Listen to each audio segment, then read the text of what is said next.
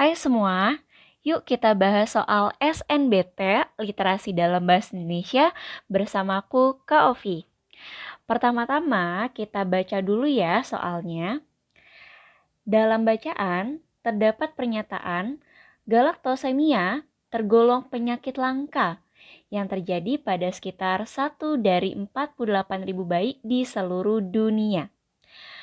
Pernyataan berikut ini yang merupakan penjelas yang tepat atas pernyataan tersebut adalah, berarti soalnya ini kita harus milih di antara semua option ini, mana yang bisa menjadi kalimat penjelas yang tepat untuk mampu menjelaskan pernyataan kenapa galaktosemia ini penyakit yang langka.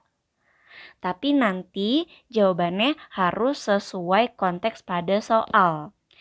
Nah, sekarang kita pastikan dulu pernyataan pada soal ini ada di paragraf keberapa.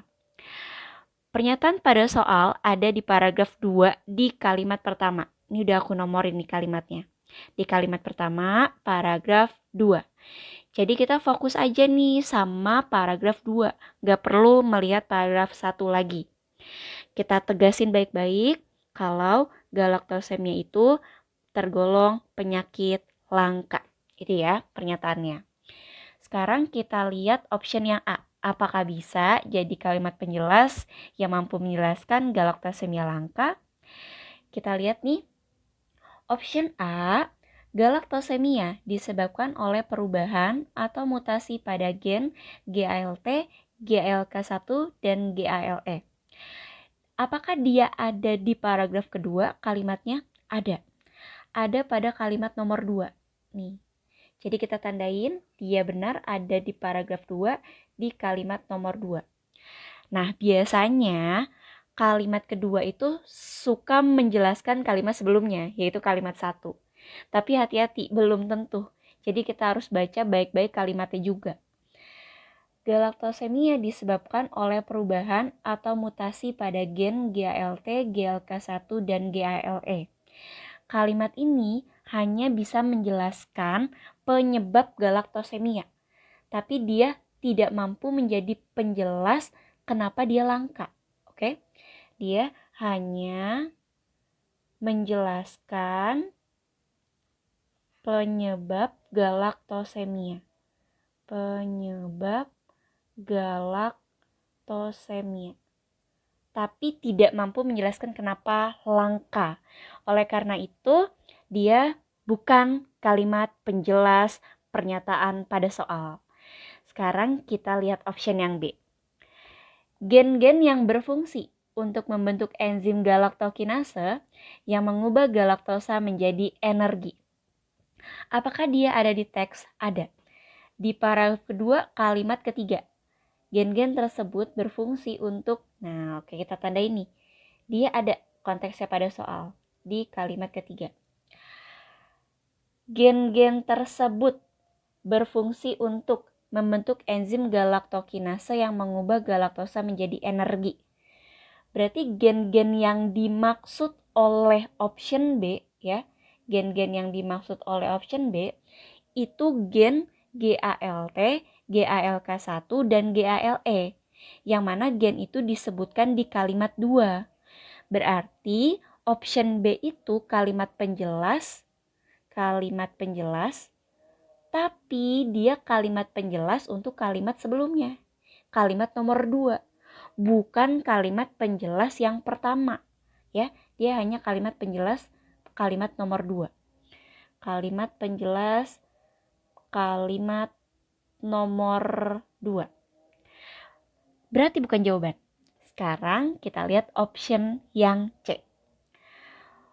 Mutasi yang menyebabkan gen-gen tersebut hanya dapat memproduksi sedikit enzim galaktokinase. Ada gak nih dia pada soal, pada konteksnya, teksnya? Ada. Dia ada di kalimat keempat. Mutasi menyebabkan gen-gen tersebut hanya dapat memproduksi sedikit enzim galaktokinase. Dia ada di kalimat keempat. Nah, kata-kata gen-gen tersebut di sini, gen-gen yang dimaksud pada konteks option C itu gen GALT, GALK, GALE yang mana disebutkan pada kalimat nomor 2. Berarti lagi-lagi yang C ini nih, dia kalimat penjelas, tapi kalimat penjelas nomor 2. Dia memang kalimat penjelas, tapi kalimat penjelas nomor 2. Bukan kalimat penjelas yang nomor 1, yang pada soal, bukan. Belum bisa menjawab kenapa galaktosemia langka. Nah, sekarang kita lihat option yang D. Galaktosemia diturunkan dari orang tua kepada anak dalam pola penurunan autosomal resesif. Kita pastikan dulu dia ada pada teks ya. Dia ada pada teks di paragraf kedua kalimat nomor 6. Nih, aku garis bawahi kalimat nomor 6-nya. Galaktosemia diturunkan dari orang tua kepada anak dalam pola penurunan autosomal resesif. Menurut aku, kalimat ini bisa menjadi kalimat penjelas nomor 1.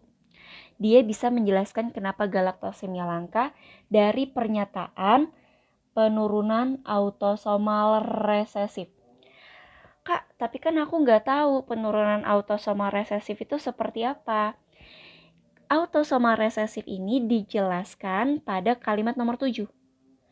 Jadi, penyakit-penyakit yang autosomal resesif nih, jika kedua orang tuanya punya gen galaktosemia, padahal keduanya punya gen, tapi risiko anaknya yang menderita galaktosemia itu sebesar 25% pada setiap kehamilan.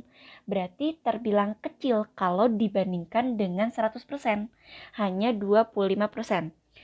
Jadi autosomal resesif ini, jika kedua orang tuanya punya gen, risikonya itu 25% pada anaknya.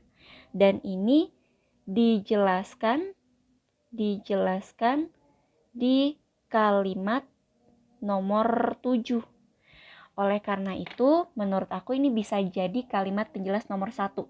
Dia bisa menjawab kenapa galaktosemia langka. Soalnya dia autosomal resesif.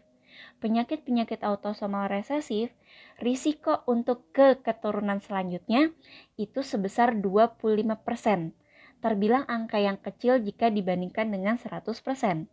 Oleh karena itu, D adalah jawabannya. Mampu menjelaskan galaktosemia langka. Kak, kenapa yang E bukan jadi jawaban? Bayi dengan galaktosemia dapat hidup normal jika segera diberikan penanganan yang tepat. Dia memang ada pada teks nih di kalimat terakhir. Tapi dia hanya menjelaskan kondisi bayi penderita galaktosemia, tapi tidak mampu menjelaskan kenapa galaktosemia itu langka. Oleh karena itu jawabannya adalah yang D. Kata kuncinya di penurunan autosomal resesif, makanya tergolong langka.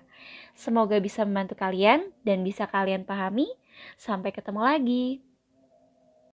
Hai, jika kamu merasa video ini bermanfaat, jangan lupa subscribe, like, dan nyalakan lonceng notifikasi untuk update soal, materi, dan cerita pendidikan lainnya. Cek description box di bawah ini untuk informasi update seputar Bimbel SG. Sampai bertemu di video selanjutnya, sobat!